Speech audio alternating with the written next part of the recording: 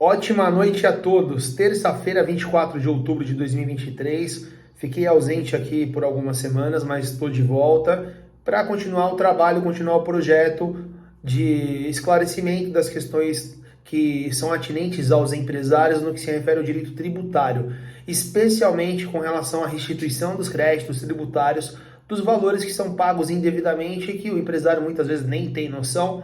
A contabilidade não esclarece ou por qualquer outra razão não faz a segregação do que tem que ser feito, não faz a exclusão do que deveria ser feito, e aí nesses casos constatado que o empresário tem direito à restituição do crédito tributário, a atuação do advogado para restituir esse valor que foi pago indevidamente, a bitributação que enseja a restituição desses valores.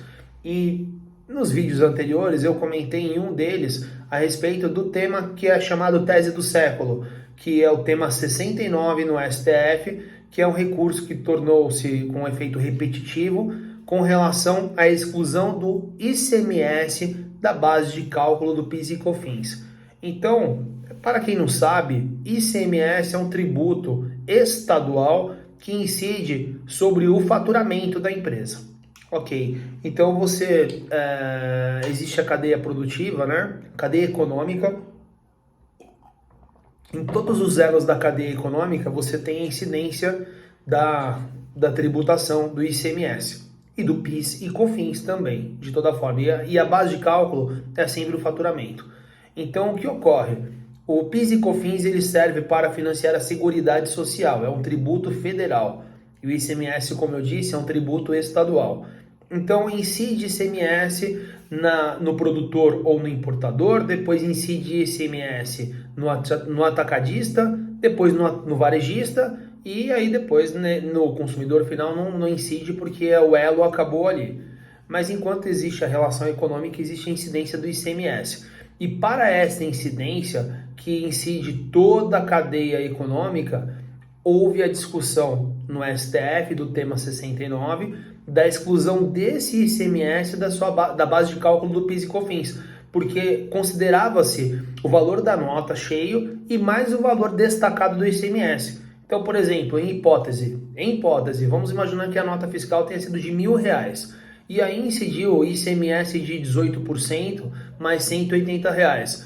O PIS e COFINS muitas vezes ele incidia sobre a base de cálculo, a alíquota, o percentual determinado de PIS e COFINS, incidia sobre 1.180, 18% de ICMS sobre o valor do produto comercializado. Só que qual que é a discussão do tema 69? A discussão do tema 69 no STF foi justamente a definição de constitucional de faturamento, porque o faturamento está lá previsto na Constituição Federal e a discussão qual era? O que é faturamento? Faturamento é qualquer ingresso que acessa o patrimônio da empresa, o erário da empresa. Erário não, as receitas da empresa? Não, definitivamente não. Por quê? Você tem o ICMS que ele ingressa, mas esse ICMS ele ingressa, mas tem destino, porque ele é tributação. Então ele não é faturamento do empresário, ele é faturamento da Secretaria de Fazenda, do Estado, que é competente para tributar o ICMS. Então a discussão foi essa, e foi reconhecido pelo STF que o ICMS ele não serve como base de cálculo do PIS e COFINS. Só que qual é o grande legado do tema 69 no STF, que é considerado, ou melhor, é chamado, denominado de tese do século? É que ela trouxe uma série de filhotes. Esse tema principal trouxe filhotes e traz repercussão na exclusão de outros tributos da base de cálculo do PIS e COFINS também. Então você tem, por exemplo, eu gostaria agora nas próximas semanas, eu pretendo trazer aqui, subir no canal, pelo menos 2 vídeos por semana. E o projeto é que todas as terças e quintas eu faça esse vídeo, mais ou menos de uns 10 minutos, 15 minutos, sendo um pouquinho mais específico a respeito do tema. Então, o tema 69 do STF discutiu a base de cálculo, a exclusão do ICMS, como eu disse. Só que você também constata que existe na cadeia econômica a incidência do ICMS em substituição tributária. E consiste em que essa substituição tributária? Do que se trata isso? Bom, vamos imaginar então a cadeia produtiva do combustível. Do combustível você tem lá a Petrobras, aí vende para a distribuidora vende para o posto e o posto vende para o consumidor final. Então, se você verificar na nota fiscal, se você for lá no posto comprar o combustível e pedir a nota fiscal, lá não tem ICMS destacado. Lá não vai ter a discriminação. E também no posto de gasolina, na nota que ele comprou, também não tem o ICMS destacado na sua nota. O que acontece é que no primeiro elo da cadeia econômica é feita uma tributação do valor da operação e mais um valor em substituição tributária, uma substituição progressiva. Por que progressiva? Porque estima-se que aquele produto vai ingressar na cadeia econômica e toda operação você vai ter uma majoração de valor, porque essa é a natureza do comércio. Então você compra mais barato para vender mais caro, para obter lucro. E se você obtém lucro, você tem incidência de tributação nessa diferença. O IVA, que nós que chamamos que é o imposto de valor agregado. Então você agregou valor, você agrega tributo correspondente àquela proporção que foi agregada. Bom, enfim, é muito mais fácil fiscalizar a Petrobras do que os postos de gasolina. Ou a Ambev, que ela produz a cerveja, também é muito mais fácil você fiscalizar a Petrobras do que você sair fiscalizando todo o boteco da esquina. Então, o que se faz? Lá na Ambev, na hora de produzir a cerveja, é cobrado ICMS do valor do produto e é projetado, existe uma expectativa futura de que aquele produto vai ser comercializado por valor X. Então, lá no primeiro elo da cadeia, é cobrado, além do ICMS devido, também o ICMS do futuro. Só que aí, como é que você faz, considerando que o ICMS não é faturamento e eu sou varejista? E o produto, quando eu comprei, ele já tinha substituição tributária. Então, na minha nota que eu vendo para o meu cliente, não tem ICMS. Como é que eu vou destacar? O contador fala, vou destacar o que do que? Não existe ICMS para tirar da base de cálculo do PIS e COFINS. A discussão é justamente essa. E existe ICMS sim. Só que o ICMS, ele não está lá. Você não visualiza o ICMS. Ele no mundo do direito, ele não existe lá. Mas no mundo dos fatos, ele existe. E existe de que modo? O valor do ICMS cobrado no início da cadeia econômica e o valor cobrado em substituição tributária para o futuro, para os demais elos da relação econômica, eles trazem repercussão no preço que você vende. Ou logo, traz repercussão ao seu faturamento. Então, em hipótese, vamos imaginar que você comprou um produto que custaria R$ 1.180, como nós falamos naquele momento, R$ 1.000, e aí você incidiu o ICMS de 18%, 1.180. Só que isso como produtor, tá? O produtor vai vender para o atacadista e aí lá já vai ter, além desse percentual, vai ter um outro percentual que é do ICMS em substituição progressiva, que é para frente. Óbvio que o valor será mais alto. Se o valor foi mais alto, ele foi mais alto por quê? Porque você teve uma repercussão do ICMS recolhido no primeiro elo da cadeia.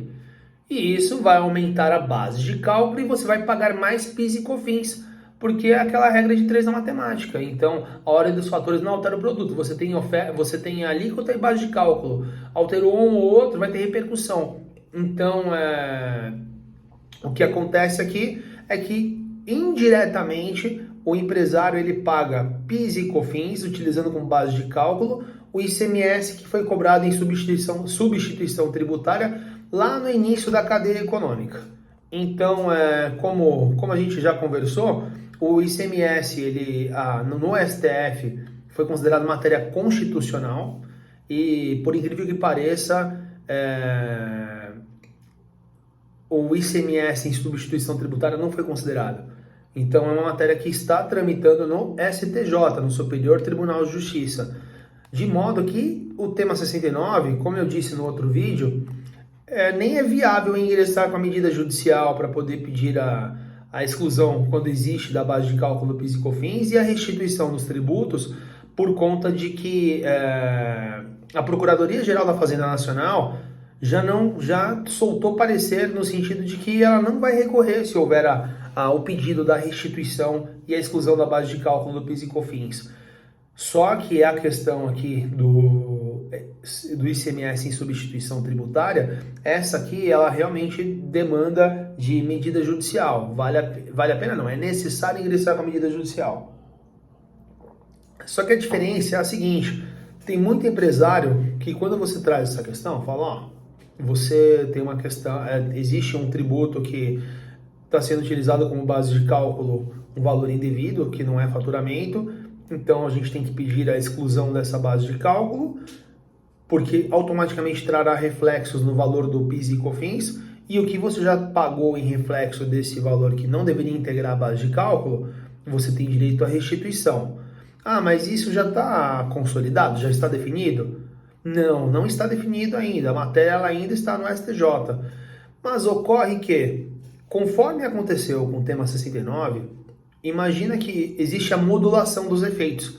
E a modulação dos efeitos é quando define-se o marco temporal de até quando você pode regressivamente pedir aquele benefício ou aquela restituição. Você vai ter a delimitação do tempo. E de modo que, por exemplo, hoje, quem pede a restituição do ICMS da base de cálculo do PIS e COFINS fica limitado à prescrição quinquenal, 5 anos, você não pode cobrar antes disso. E no caso desse ICMS em substituição tributária, o que acontece? Se esse tema demorar 10 anos para se discutir, 15 anos para se discutir, o que em hipótese se pode considerar, pode acontecer igual aconteceu no ICMS. Imagina que lá em 2002 o empresário entrou com uma ação pedindo exclusão, porque naquela época o ICMS ele ainda era considerado como base de cálculo. Em 2002 o indivíduo empresário ele ingressou com uma ação pedindo a exclusão do ICMS da base de cálculo do PIS e COFINS. E aí ele pediu 5 anos para trás, que é o período de prescrição do crédito tributário. Ok. Ali se iniciou o lapso, então ele vai voltar de 2002, 5 anos para trás, 97, 98, 99, 2000, 2001, 2002. Isso mesmo, então vai de 97 até 2002 e todo esse período, foi agora em 2021 que foi definido o tema, saiu a publicação. Imagina o valor que o empresário teve restituído, independente do faturamento dele. Se é um empresário, porque você está tratando aqui de lucro presumido ou lucro real, então entende-se que o faturamento minimamente do empresário preenche os requisitos, ele está acima de 4 milhões. E 4 milhões e 200? Não estou lembrado exatamente o valor agora anual, mas tem um valor de faturamento e se ele tem esse faturamento nos últimos anos, de lá para cá, poxa, tem uma fortuna a ser restituída. E se esperar esse tema, o empresário, vou esperar definir, vai perder o cavalo selado passando. A oportunidade seria agora. Então, esse tema é um dos filhotes do tema 69 no STF. Deixa eu procurar aqui, quero falar para vocês qual que é o número do tema.